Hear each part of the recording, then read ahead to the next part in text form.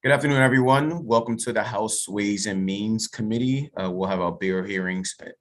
Today is Thursday, March 24th. We'll start with bills. We have Senate Bill 108, Senator Ellis. It's a sponsor-only bill hearing. Senator Ellis. Thank you, Vice Chair Washington, Chair Atterbury, and distinguished members of the House Ways and Means Committee. For the record, Arthur Ellis, Senator representing District 28, Charles County, Maryland, here presenting Senate Bill 108. It's a simple bill, great concept bill to bring the Dolly Parton's Imagination Library to Charles County. I think jurisdictions throughout the state are launching this program. Some already have it launched to bring books to children from birth to 5 years old. Every month they get a book. I have a presentation that we could share this, load up for me, please. I was told the committee staff would kind of load it up, so they can do that now, and we'll quickly go through the program. The price is pretty much almost like $2.10 per child. And they do it this way, the library, Charles County Public Library, to make sure that every penny that comes in is actually spent and not sitting somewhere unspent. Senator, I'm sorry, we do not have a presentation that was given to us. It was emailed to committee members. We don't share. Oh, okay, so no problem. We'll just go ahead. Okay, thank you for saying that. So the program for fiscal year, let's see, 2024 to 2023, the appropriation would be $2.10 per child for each month that child is registered in the program. And like I said earlier, it will be for birth through 5 years of age. And the Charles County Public Library will administer the program. Could I just say also that the library, Charles County Public Library, is implementing this great reading program as we speak. And it's funded through library resources and private donations. But the program is so popular that it's growing and growing, and to sustain that growth and demand for these books, they need our help from the Maryland General Assembly. I just want to say that according to the Maryland State Department of Education, kindergarten readiness assessment, only 44% of kindergartners in Charles County demonstrated reading readiness when they get ready for kindergarten. That's a little below the state average of 47%. So if we get these babies to start reading early, we will definitely get them ready when it's time to start kindergarten. And we'll raise that 44% to a much higher percentage. We want to take away some of those obstacles and make sure that these children have the books and resources they need every month to read and to learn how to be really great learners. So that's pretty much the bill. I just asked for your favorable report on Senate Bill 108. I'll open up for any questions, if any. Thank you, Senator Ellis. Any questions for the senator? Seeing none, thank you very much, Senator Ellis. That concludes the public hearing for Senate Bill, 108. We'll now move on to Senator Sidnor for Senate Bill 55. All right. Good afternoon, committee. Senator Charles Sidnor here for Senate Bill 55, which is a bill that places our Baltimore County's school board in the same place that I believe most other school boards are across the state, which is with the ability to retain counsel. Yes, for whatever reason, within the law, Baltimore County's Board of Education cannot retain legal counsel without going through a big rigmarole. So what this bill does is it takes away this prohibition so that the county school board can obtain its counsel of its choice.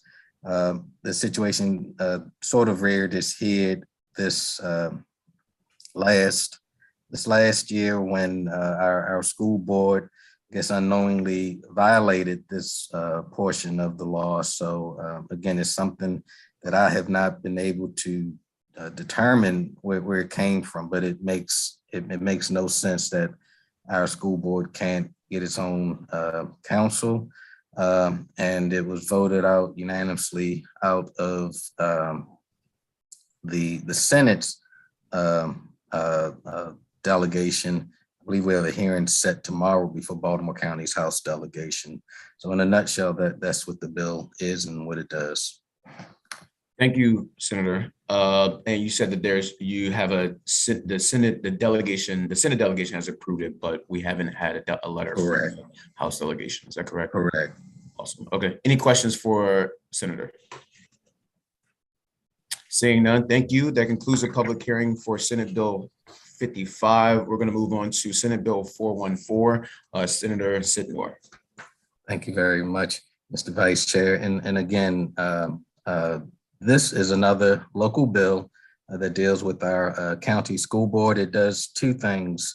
One thing that it does, we had a situation that occurred, I believe it was in 2019, when we had a vote for the chair of the school board. The sitting chair ended up not receiving the majority of votes. In fact, she received 5 of 11 votes. Her challenger received 6 of the 11 votes, but for whatever reason, the person with the most votes was unable to be seated because they did not get 7 votes. They were unable to get 7 votes because one of the other board members had passed away. So what this bill does is it modifies the process in which a chair can be elected to a majority.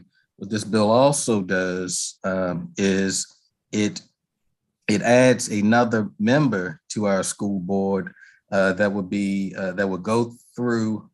We have a process in Baltimore County where they go through a board nominating commission. That person would out of those people who go through that process, our county executive would have an opportunity to appoint one additional member to the school board. Currently, we have a hybrid school board in Baltimore County where 7 of our members are elected and 5 other members, they go through the board nominating commission, but then they're appointed by the governor. This bill, like I said, instead of the person being appointed by the governor, they would be appointed by our county executive, giving us an odd number of members rather than the current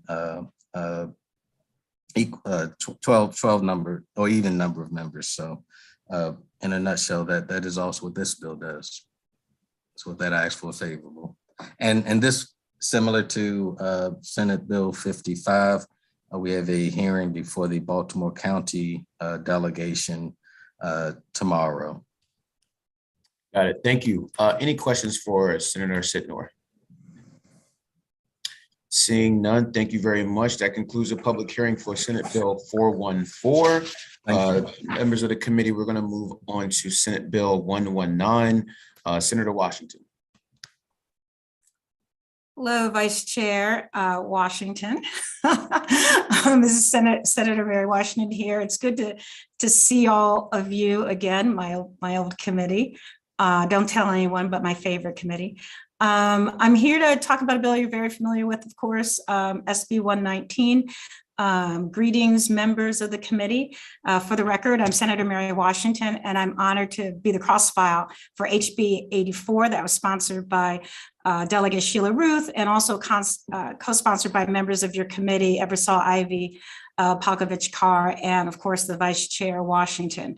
As you know, SB 119 would amend a section of the Maryland Education Code, 26-101, that allows students to be charged with a misdemeanor crime if they willfully or otherwise prevent the disorderly conduct of activities. Additionally, it would allow up to a $2,500 fine. As drafted, SB 119, like SB 84, would exclude all students from being prosecuted under this provision. Chairman, I concur along with the committee member that the education code should be focused on the ultimate goal of student success and the preparation for the future. The criminal charges in 26-101 run counter to that goal and do not belong in the education code. Colleagues, at best, this provision is ambiguous, it's vague, and too many of our young people have been caught up in it. HB 84 and SB 119, for those of you who are still wondering, in no way takes away the ability of a school's officials to deal with real criminal offenses. Any conduct that rises to the level of criminal activity, such as threats, assaults, firearms, offenses, theft, trespassing, anything, can still be charged under the criminal code. If there's a crime on school property, it can be prosecuted as such. Colleagues, as I said before, the education code should be focused on the ultimate goal of educating students. The disparate impact of the use of this legislation, of this part of our code on African-American and other students of color, as well as students with disabilities, is well documented. The provision itself has a very troubling political and legislative history.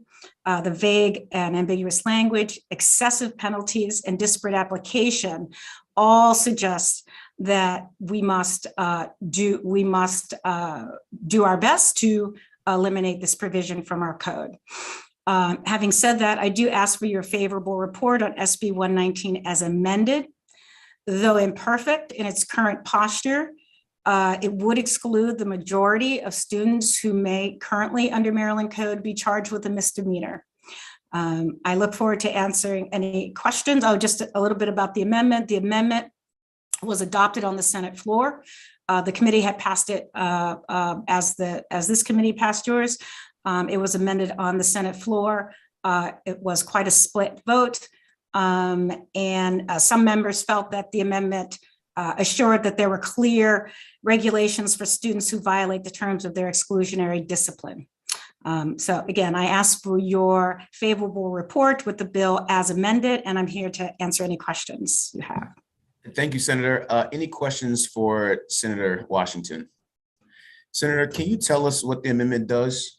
Yes, what the amendment does is, rather than excluding all students, Anne Arundel County requested that students that are currently on exclusionary discipline, that they, if they come onto campus without permission, they would be able to be, and they engage in disruptive behavior, that they would be able to be charged under the current code. So if a student right now is suspended out of school for yelling, because that happens, for yelling at a teacher or yelling at one of their peers, they can be suspended out of school, but come back on campus, but are still there on campus and cause disruption, they can still be arrested and charged with a crime. Is that correct under this bill, under this amendment? That is correct. The position as amended is that they, like anyone else, are violating the law by coming onto campus.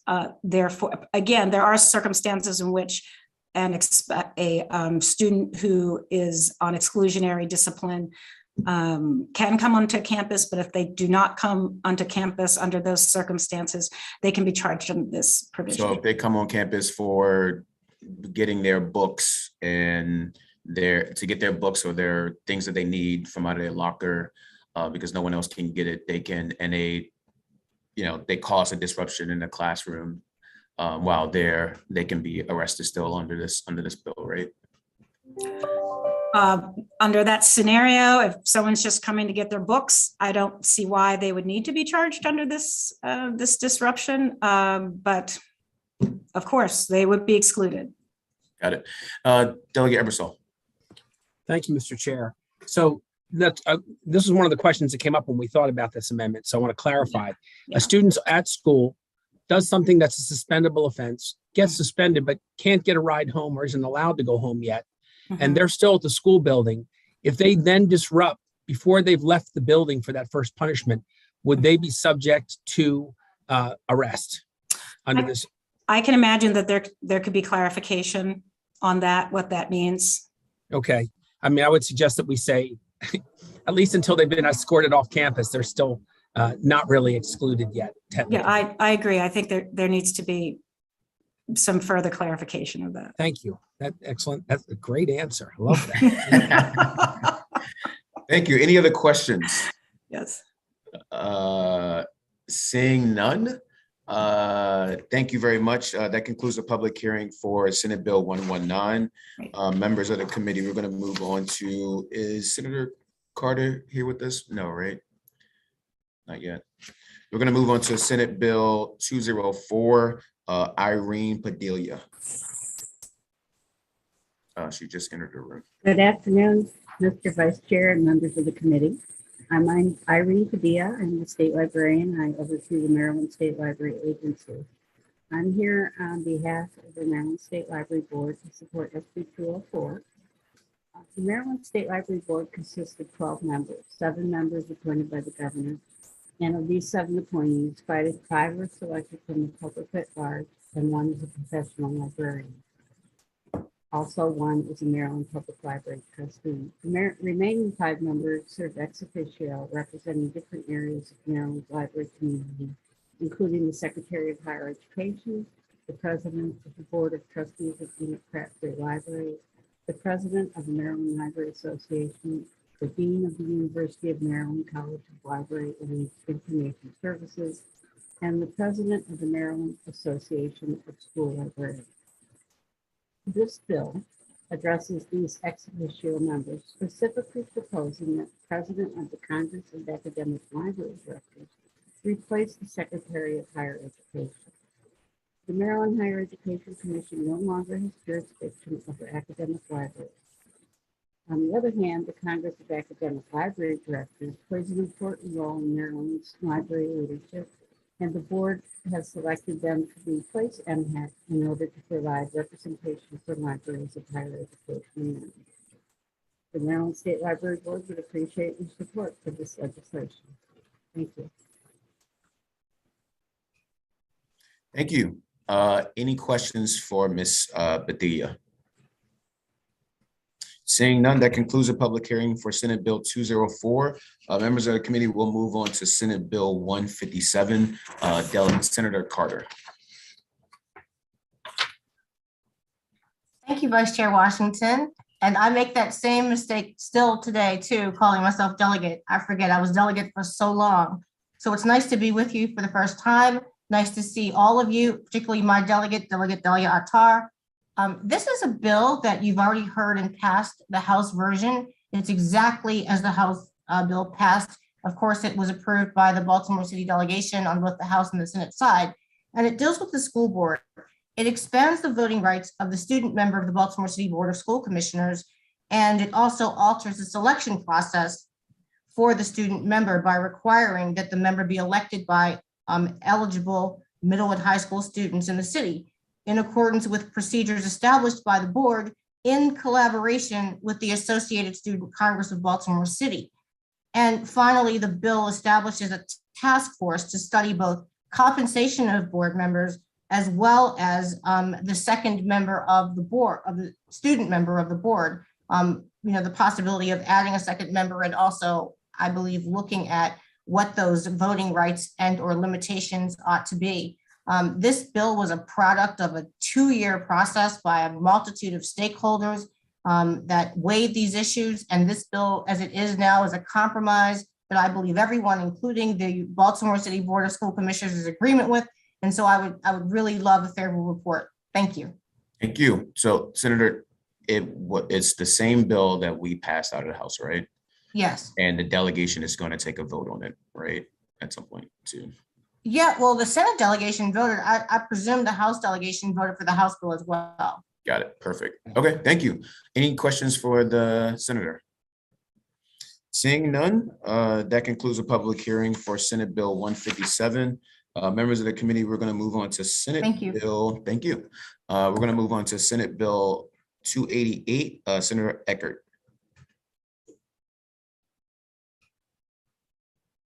Senator Eckert, are you here with us? She is not here yet. She's in another hearing. Okay, I lied. We're not going to take that one up. Is Senator Young here? Yes. Yes. Okay, perfect. Okay. Members of the committee, we're going to move on to Senate Bill 299. Senator Young. Senator Young is currently in budget and taxation.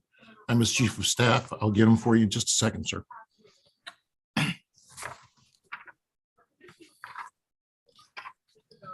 Okay, guys, I see Senator Lee here. So Senator Lee, we're going to take your bill, Senate Bill 325. Senator Lee, we can't hear you. Nope, still can't. Patterson is here. I see you, Senator Patterson. I want to give the senator some grace. Haley and Sarah, you want to help Senator Lee while I move on to Senator Patterson's bill, which is Senate Bill 379. Senator Patterson. Thank you, Mr. Vice Chair and committee members. This is a very straightforward bill. And a summary line, this bill would give to the State Board of Education the authority to remove a school board member. Right now, it's a split decision as to what counties has that authority to remove a school board member. With this legislation, it'll put everybody on the same page and the decision will rest with the State Board of Education. That's basically the bill. That is the bill. All right, Senator, any questions for the senator? Senator, do you know any reason why this was put in place for these three counties? Yes, because in our county, we had a little situation where there were some who thought the decision was that of the governor versus that of the State Board of Education. And we, through a little research, found out that the decision at that point was specifically that of the governor. And it seemed to have been the general consensus of all the counties that they felt that it should rest with the State Board of Education. Thus, we have this bill. Got it. Fair enough. Okay. Delegate Guyton.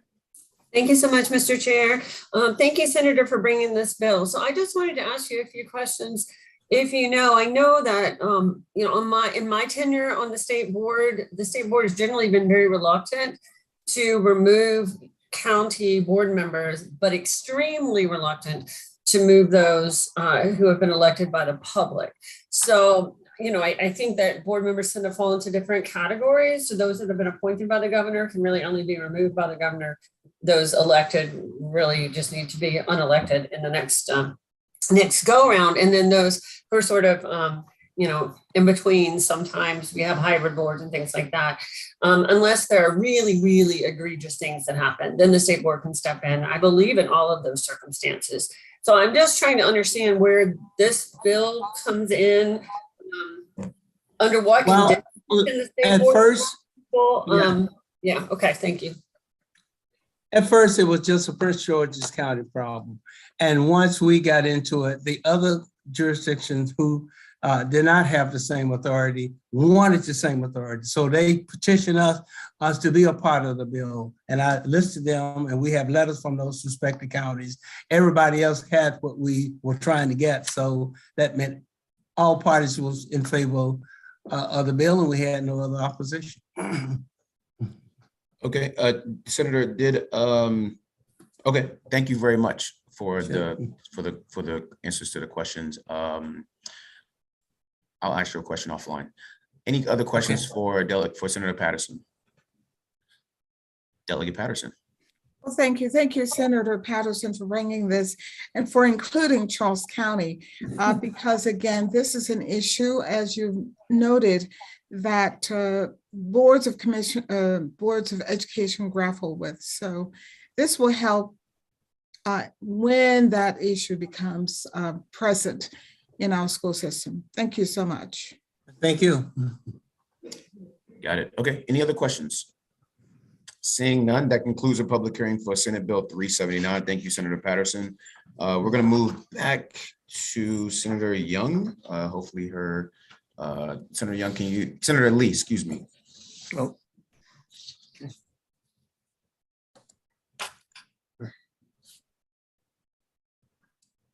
We still can't hear you, Senator Lee. You might want to come back in and come back out. I'm gonna ask Senator Young to go next. So let's go to Senate Bill 299. Thank you, Mr. Chair, members of the committee. 299 is public and non-public schools seizure action plans. It's the inclusion of a seizure action plan to the Maryland State Department of Education, the Maryland Department of Health Standards and Guidelines regarding emergency care for students with special needs. The bill requires 2 school personnel approved by the school nurse to recognize the signs and symptoms of a seizure and to be able to take the appropriate steps in administering first aid for a seizure and administering a seizure rescue medication. It also requires training every 2 years for all school staff. It can be digital or otherwise. It's about a 50-minute training that can be done live or digitally, virtually. It doesn't affect the education plan or 504 plan requirements. It's been passed in about 10 other states and has the support of the Epilepsy Foundation, ARC, Disabilities Council, and a number of other organizations. It is a cross file of House Bill 136, and be glad to take questions and ask for a favorable report. Thank you, Senator. Any questions for Senator Young? Seeing none, that concludes the hearing on the Senate Bill 299. Thank you, Senator Young. Thank you. We'll come back to Senator Eckert. Senator Eckert here. Hi, Senator Eckert is not here, but I'm her chief of staff and will be presenting the bill on her behalf. She's currently tied up in a few other bill hearings. We had 5 today, so it's a little tight. But I'm happy to be here to present as well. Go ahead. Go ahead. First, thank you. So thank you, Vice Chair Washington and honorable members of the committee for letting me be here to present SB 80 to you. This is the motor vehicle registration exception for golf carts for Hooper's Island and Taylor's Island. So this bill would just authorize an individual to operate a golf cart specifically on a local county highway in Upper and Middle Hooper's Island, as well as Taylor's Island in Dorchester County. This is very similar to legislation that passed through the General Assembly in 2018 that worked for Vienna, and it was introduced as a request from Dorchester County in an effort to promote tourism and expand accessibility on the island because it is such a rural area. Ms. Blades, I think you're on the wrong bill. This is a local. Oh, I'm on the wrong bill. Yeah, this is a local. Sorry, let me pull up. Thank you. This is Senate Bill 2. The correct one, the Talbot County Board of Education. Correct. Sorry, we're jumping around a lot today. It's been a little messy. Okay. Let me pull up the correct bill. I apologize for that. Let me pull it up. So thank you for allowing me to present SB 288, which is the Talbot County Board of Education election of officers. So this one's a very simple bill. It's been requested by the Talbot County Board of Education, just aligning their officers to be elected at the same time as everything else there. They thought that this was put into the bill that we pushed through last year for Talbot County Board of Education. And it actually was not included in the bill as we had thought. It was a small oversight. So it's just amending that to fix that oversight there. So it's just allowing for their officers to be elected at the last meeting of the calendar year in December rather than the first meeting in January.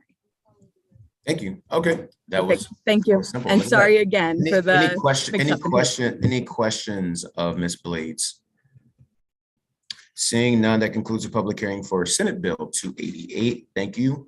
We're going to move on to, let's try Senator Lee one more time. Senator Lee, as we still can't hear you. Yeah, we're gonna move on to Senator King. Is Senator King here?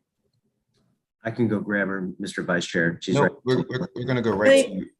I believe her aide is here for her. Horton. I am. Thank you, Mr. Vice Chair, members of the committee. Patty Horton for Senator Nancy King. Senate Bill 448 increases the per capita funding to regional resource centers and county libraries. This is a cross-file of House Bill 685, which was heard by this committee and passed by the House, but amended with a much smaller increase than was part of the original bill.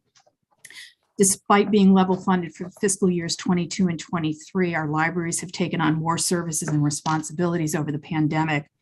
The funding increase in Senate Bill 448 will ensure that our libraries have the resources necessary to adequately provide the services that our residents need and deserve. And so on behalf of Senator King, I respectfully request a favorable report on Senate Bill 448. Thank you. Any questions on Senate Bill 448? Seeing none, thank you, Ms. Horton. And that concludes the public hearing for Senate Bill 448. Senator Zucker, we're going to take your bill next, Senate Bill 617. Thank you very much, Mr. Vice Chair. For the record, Senator. Oh, I think they can hear me now. We can hear you now, Senator Lee. Can you mute yourself for us? Yes, I will. I'll mute myself until Senator Zucker. Mr. Vice Chairman, Senator Lee was just extending her sincere support of Senate Bill 617 as well, which is a direct cross-file House Bill 547. I want to thank Delegate Guyton. This is regarding non-visual access to digital equipment. I would ask for a favorable report. That, man, perfect. I love it.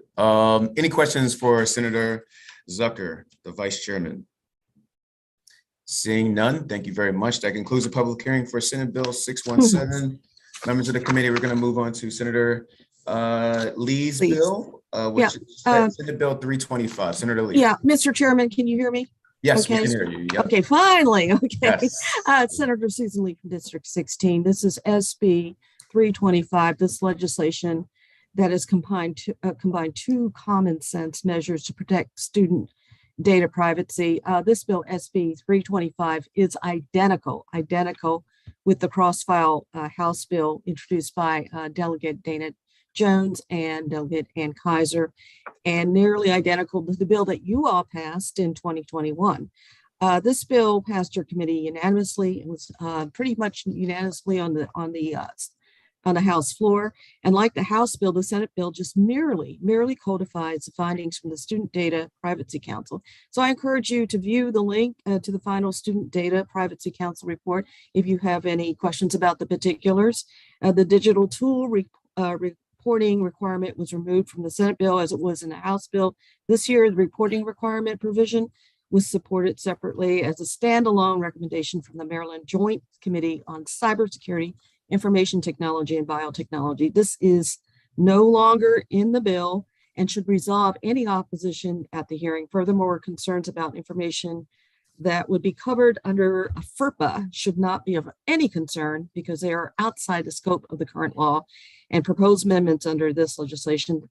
The type of consent required for disclosure under FERPA would satisfy the existing exception to the state law found in section 4-131H2 that provides an operator may use or disclose covered information if the operator provided clear and conspicuous notice of the use or disclosure of the student's covered information to the student or the student's parent or guardian, and obtain the affirmative consent of the student if the student's at least 18 years of age, or the student's parent or guardian to use or disclose the student's covered information. This is existing state law, which is an exception to the Student Data Privacy Act, remains unchanged by this legislation for the reasons I ask your favorable vote on SB 325. Thank you, Mr. Chairman and committee members. Thank you. I think Delegate Jones loves this bill. So any questions for Senator Lee? Seeing none, that concludes the public hearing for Senate Bill 325. That also concludes the public hearing for today. Thank you all for coming, and maybe we